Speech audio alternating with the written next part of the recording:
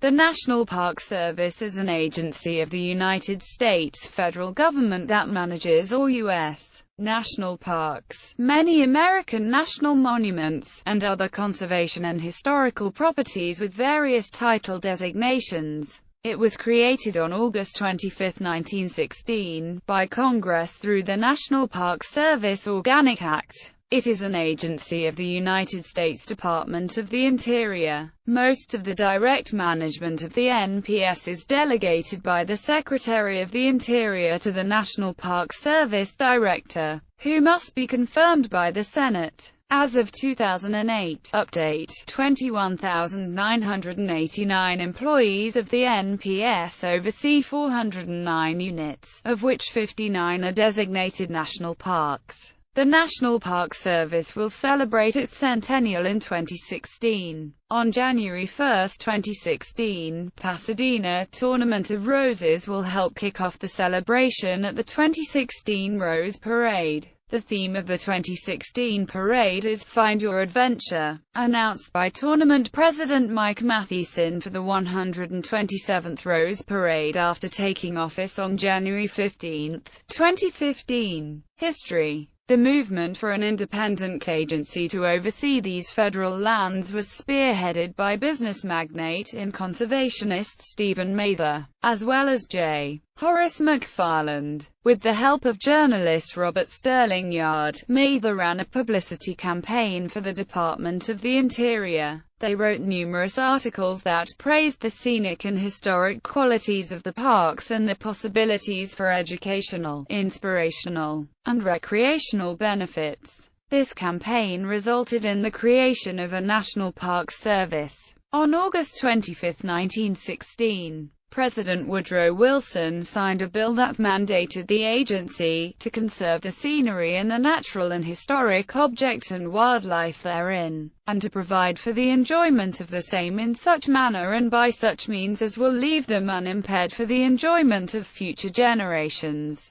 Mather became the first director of the newly formed NPS. On March 3, 1933, President Herbert Hoover signed the Reorganization Act of 1933. The act would allow the president to reorganize the executive branch of the United States government. It wasn't until later that summer when the new president, Franklin D. Roosevelt, made use of this power. Deputy Director Horace M. Albright had suggested to President Roosevelt that the historic sites from the American Civil War should be managed by the National Park Service, rather than the War Department. President Roosevelt agreed and issued 2 executive orders to make it happen. These 2 executive orders not only transferred to the National Park Service or the War Department historic sites, but also the national monuments managed by the Department of Agriculture and the parks in and around the capital, which had been run by an independent office.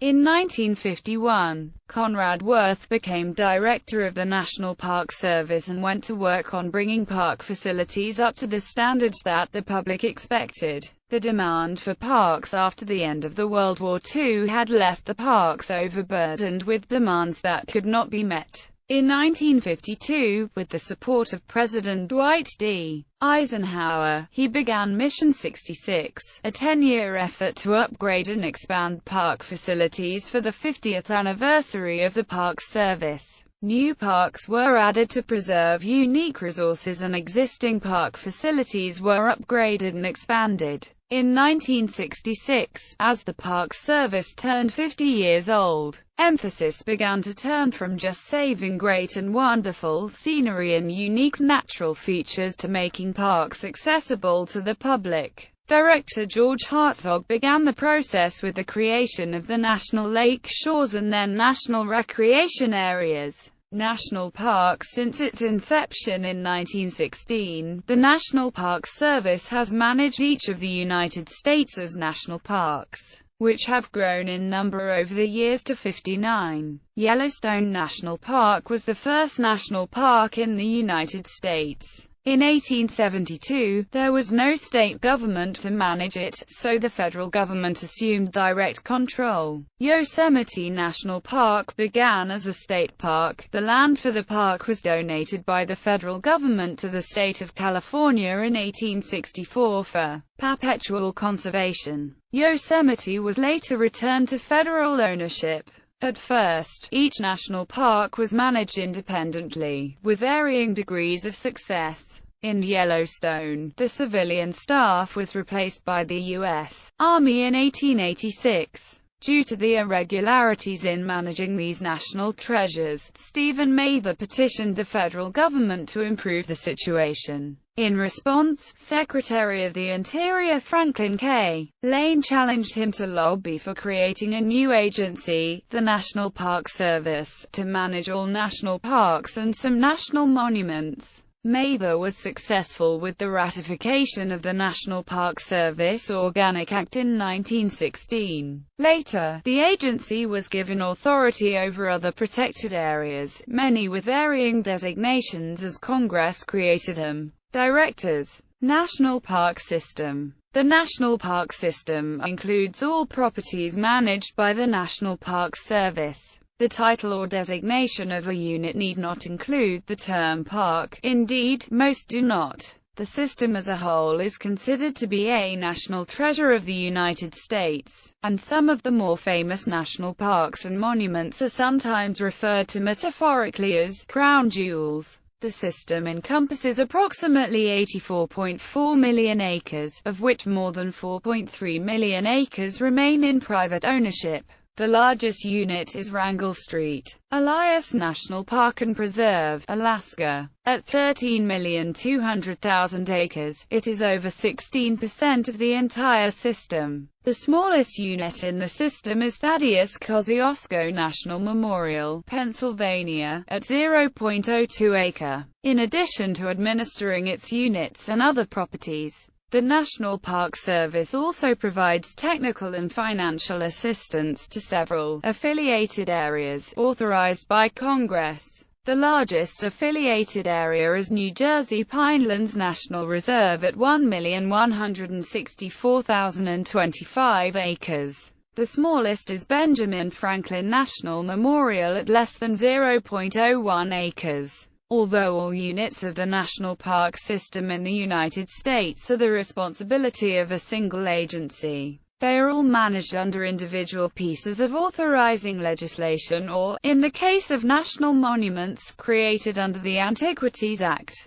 presidential proclamation. For example, because of provisions within their enabling legislation, Congaree National Park is almost entirely wilderness area devoid of development. Yet Yosemite allows unique developments such as the Badger Pass ski area and the Oshoknessee Dam within its boundaries. Death Valley National Park has an active mine legislated within its boundaries. Such irregularities would not be found in other parks unless specifically provided for, with exceptions by the legislation that created them. Fees. Many parks charge an entrance fee ranging from $3 to $25 per week. Visitors can buy a federal interagency annual pass, known as the America the Beautiful National Parks and Federal Recreational Lands Pass, allowing unlimited entry to federal fee areas for $80 per year. This pass applies to entry fees only. Other applicable fees, such as camping and backcountry access, still apply. U.S. citizens who are 62+ years old may purchase a version with the same privileges for $10.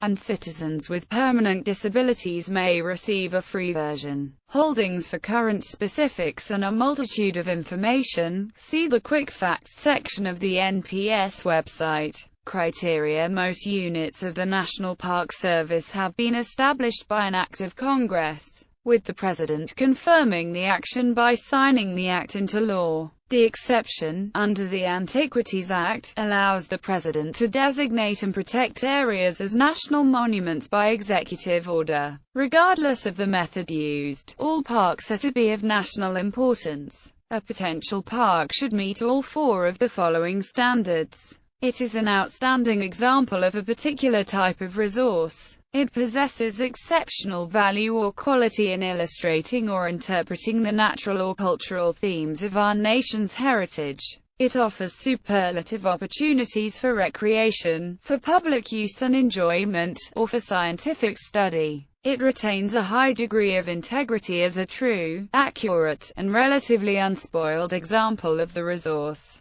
Special designations. Wilderness areas are covered by the U.S. National Wilderness Preservation System, which protects federally managed lands that are of a pristine condition, established by the Wilderness Act in 1964. The National Wilderness Preservation System originally created hundreds of wilderness zones within already protected federally administered property, consisting of over 9 million acres. Marine protected areas began with Executive Order 13158 in May 2000, when official MPAs were established for the first time. The initial listing of U.S. areas was presented in 2010, consisting of areas already set aside under other legislation. The National Park Service has 19 park units designated as MPAs. Budget.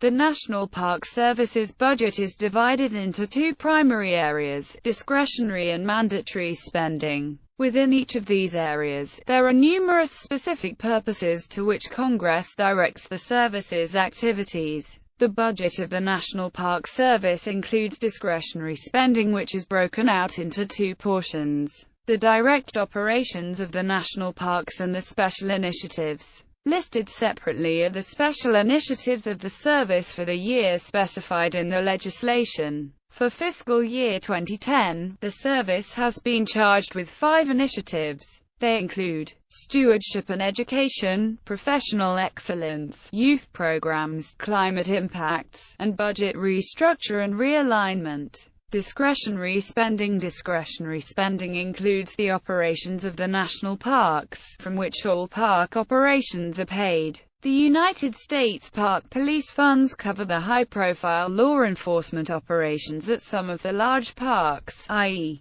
Gateway National Recreation Area, Golden Gate National Recreation Area, and the National Mall. The National Recreation and Preservation Program and the Urban Park and Recreation Fund are outreach programs to support state and local outdoor recreational activities. The ONPS section of the budget is divided into 5 operational areas. These areas include resource stewardship. These are funds and people directed towards the restoration, preservation, and maintenance of natural and cultural resources. The resource staff includes biologists, geologists, archaeologists, preservation specialists, and a variety of specialized employees to restore and preserve cultural buildings or natural features. Visitor services funds go towards providing for public programs and educational programs for the general public and school groups. This area is commonly staffed by park rangers, who are trained in providing walks, talks, and educational programs to the public. There is an increased number of media specialists, who provide for the exhibits along trails, roads and in visitor contact facilities, as well as the written brochures and websites. Park protection. This includes the staff responding to visitor emergencies, and the protection of the park's natural and cultural resources from damage by those persons visiting the park. The staff includes park rangers, park police, criminal investigators, and communication center operators. Facility maintenance and operations. This is the cost of maintaining the necessary infrastructure within each park that supports all the services provided. It includes the plows and heavy equipment for road clearing, repairs and construction. The staff includes equipment operators, custodians, trail crews, electricians, plumbers, architects, and other building trade specialists. Park support. This is the staff that provides for the routine logistical needs of the parks. There are human resource specialists, contracting officers, property specialists, budget managers, accountants and information technology specialists. External administrative costs. These costs are bills that are paid directly to outside organizations as part of the logistical support needed to run the parks. It includes rent payments to the General Services Administration for building space, postage payments to the postal machine vendor, and other direct payments. Park partnerships. These funds support the use of partnerships to achieve park preservation. $25 million have been provided for EFY 2010. These funds require matching grants from individuals, foundations, businesses, and the private sector. Land and Water Conservation Fund. The LWCF supports land acquisition and state conservation assistance grant programs. The 2010 funds are the beginning of an incremental process to fully fund LWCF programs at $900 million. The Department of the Interior and the U.S. Forest Service use these funds to purchase critical lands to protect existing public lands. Grants will be made to states and local communities to preserve and protect Civil War battlefield sites that are not part of the national park system. The NPS State Conservation Assistance Program distributes funding to states for land preservation. Construction. This segment of the budget provides for the construction of new facilities or the replacement of aging and unsafe facilities. Additionally, there are funds in the Recreation Fees, Park Roads Funding, and the American Recovery and Reinvestment Act that provide for other specific facilities, infrastructure work. Additional funds come from the Federal Land Highway Administration for the construction and repair of park roads. Historic Preservation Fund. As the nation's leader in cultural preservation, funds are provided for a variety of programs to meet these needs nationwide. Two specific programs include the Save America's Treasures and the Preserve America. The Historic Preservation Officers makes grants available to the states, territories, and tribal lands. National Recreation and Preservation. These funds go to local communities to preserve natural and cultural resources. Among the programs supported are the rivers, trails, and conservation assistance programs that promote community links to parks, natural resource conservation and outdoor recreation across America, offsetting reductions in fixed costs in various accounts within this category, or a number of one-time events, which are added or removed as the events require. Notably in the FY 2009 and FY 2010 is the removal of the costs for the presidential inaugural. Other savings are identified through reduced operational costs from energy-efficient retrofitting and the demolition of structures beyond repair. American Recovery and Reinvestment Act, otherwise known as stimulus funds. The American Recovery and Reinvestment Act of 2009 provides funds to restore and preserve major infrastructures within the national parks. Great Lakes Restoration Initiative. The Great Lakes Restoration Initiative is a $475 million proposal included in the U.S. Environmental Protection Agency budget. The Park Service will participate through the EPA in restoration activities in those parks that are within the watershed of the Great Lakes. Activities will include such actions as removal of dumps and fuel spills. Park will monitor mercury, lead, DDT, and other contaminants in 6 parks on the Great Lakes. Work also includes the removal of invasive species and education on how to prevent their spread. There are YouTube videos about the work being done in this field. Mandatory spending. Mandatory appropriations are those items created by other congressional legislation that must be paid for. They include the Recreational Fee Demonstration Program, which requires the distribution and expenditure of fees collected by the National Park Service. Other permanent appropriations include special funding categories to nonprofit and state entities, which have been assigned to the National Park Service to manage. Miscellaneous trust funds includes funding sources that have been created by the federal government or private citizen, where the National Park Service or a specific park have been identified as the beneficiaries. And there is also the LWCF Contract Authority, which is the Land and Water Conservation Fund, a congressionally created source of revenues managed by the National Park Service. economic benefits annually. The NPS employs over 20,000 Americans with an additional 221,000 volunteers in parks who contribute about 6.4 million hours annually, according to a 2011 Michigan State University report prepared for the NPS. For each $1 invested in the NPS, the American public receives $4 in economic value. In 2011, national parks generated $30.1 billion in economic activity and 252,000 jobs nationwide. $13 billion of that amount went directly into communities within 60 miles of our NPS unit. Moreover, for every $1 million invested in park construction and maintenance, an additional 14 to 16 jobs are generated.